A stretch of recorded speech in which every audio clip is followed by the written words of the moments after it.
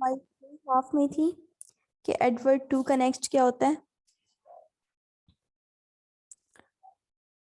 तो ये जो मोर्टाइमर जूनियर है, ये बेसिकली एडवर्ड टू को मरवा देता है अपने कुछ साथियों को लेके।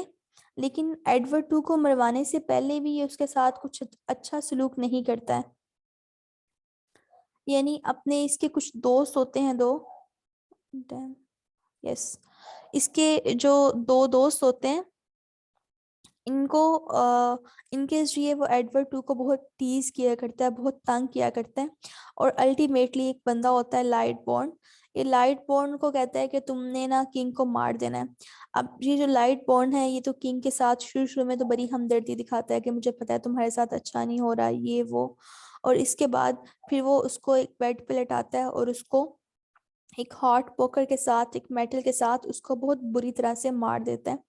अब इसके बाद ये जो लाइट बॉर्न है, जिसने एडवर्ड टू को मारा होता है, उसको भी मोर्टाइमर ये कहता है कि तुमने अपने जो जो भी तुम कर रहे हो ना, इसके तुमने सारे निशानात खत्म कर देने हैं। तो वो गॉर्नी जोन सा है, एक बंदा होता है, उसको कहता है कि जो एडवर्ड टू का मर्डर है तुम इसे भी मार दो, ताकि नेक्स्ट ये कोई बात ही ना कर सके, किसी को पता ही ना चल सके। अब इसके बाद ये जो आइसोबेला है, ये कहती है, जब मोर्टाइमर जूनियर उसके पास आता है और वो कहती है कि मुझे लगता है कि जैसे जो प्रिंस है यानी एडवर्ड थ्री है, उसको सारा कुछ पता चल गया हुआ है। अब उसी टाइम एडवर्ड थ्री भी एंटर हो जाता है और इसके बाद वो मोर्टाइमर को मतलब कहता है कि बस तुम्हें हैंग कर दिया जाएगा। और उसको मोर्टाइमर को फांसी के फंदे पे लटका दिया जाता है। और एडवर्ड टू ये कहता है अपनी मदर आइसाबेला से कि अब जब तक इस बात का फैसला नहीं हो जाता, इस बात पे यकीन दहानी नहीं हो जाती कि आपका कितना रोल था किंग एडवर्ड टू की डेथ में, तब तक you will actually be watch out, आपको देखा जाएगा। और इसके बाद वो उन्हें भी प्रिजन में डाल देता है। और इसके बाद एडवर्ड थ्री का एक ग्लोरियस जो रूल है वो स्टार्ट होता है। और एडवर्ड थ्री वाकई एक बहुत एक वाइज किंग होता है, काफी वो समझदार किस्म का बादशाह होता है। काफी लंबा लंबा उसने हुकूमत की होती है। जी, ये था एडवर्ड टू के बारे में। एंड हेयर इसकी वजह से जो मार्लो के ऊपर चार्जेस लगते हैं ना होमोसेक्सुअलिटी के, वो इस प्ले की वजह से लगते हैं, क्योंकि उसने ओपनली नहीं कहा हुआ कि Edward two and Gaveston has some kind of relationship. But उसके काफी ज्यादा उसकी तरफ अलूड किया गया है, जिसकी वजह से मार्लो के ऊपर ये चार्जेस भी लगते हैं।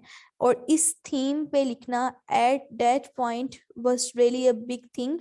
और इसकी वजह से मार्लो के ऊपर ब्लास्फेमी के काफी ज्यादा चार्जेस लगते रहते हैं कि मार्लो वाज ब्लास्फेमियस, और उसका जो कंटेंट है वैसा था और वैसा था। जी, अब एडवर्ड टू के बारे में आपको कोई कंफ्यूजन है तो वो क्लियर कर लें।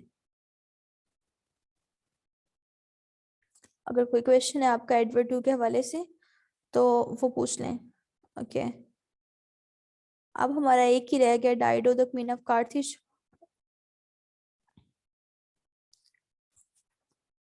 Okay, let me share the screen.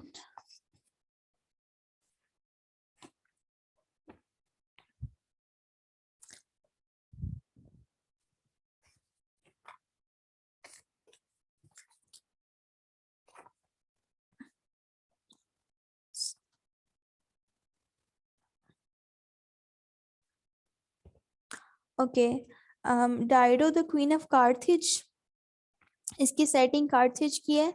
और ये प्लेस के बारे में आपने ये ज़रूर याद रखना हुआ है कि ये कंट्रीब्यूशन इसमें थॉमस नेशे की भी थी। और इसके अलावा ये सबसे फर्स्ट प्ले था which was written by Marlowe, but it was not the first play to be performed on stage. The first play to be performed on stage was Tamberlain and the first play to be written was Dido. अब इसमें क्या होता है कि एक Carthage है, एक जगह है, उसकी क्वीन होती है डाइडो।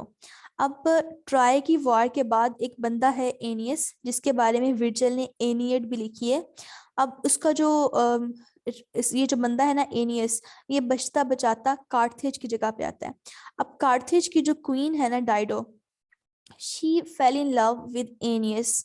और उसकी जब एनियस जोन सा है वो उसके साथ नहीं शादी कर पाता है, जब वो उसे छोड़ के चला जाता है तो वो सुसाइड कर लेती है। और उसकी डेथ हो जाती है। अब एक तो हमने ये प्लॉट याद रखना है, इसमें ज्यादा कुछ चीजें हमने याद नहीं रखनी, बस हमने ये याद रखना है कि जो डाइडो है she was badly in love with Aeneas, Aeneas betrayed her, और इसके बाद शी कमिटेड सुसाइड। अब ये जो दूसरा प्लॉट है ना हमारे पास, वो आयरबस और अना का है। अना कौन होती है? अना वाज डाइडो सिस्टर, क्वीन डाइडो सिस्टर। और इसके बाद जो आयरबस है, ये अना वाज इन लव विद आयरबस। और इसके बाद जब आयरबस ये देखता है कि डाइडो ने, क्वीन डाइडो ने सुसाइड कर ली है, तो आयरबस भी सुसाइड कर लेता है। और आना क्योंकि आयरबस के साथ शी वाज इन लव, तो आना भी सुसाइड कर लेती है और एंड पे जी बस खत्म हो जाता है। हमने बस डायडो द क्वीन ऑफ कार्थेज के बारे में यही कुछ याद रखना है, ये 4 कैरेक्टर्स याद रख लीजिएगा और इसकी बस इतनी सी story, it will be enough for us. And the next is the massacre at Paris. इसके बारे में आपने बस ये याद रखना है कि ये एक सेंट था, सेंट बार्थोलोम्यूस डे। उसको सेलिब्रेट करने के लिए उसको सेलिब्रेट मतलब उसकी याद में उसने एक प्ले लिखा था। और इसमें जो रोल था एक बंदा डी गाइस, उसका इसमें तमाम इवेंट्स में क्या रोल था उसके बारे में ही wrote this play the massacre at Paris. And that's all about Christopher Marlowe. If you have any confusion about it तो आप उसके बारे में पूछ लें।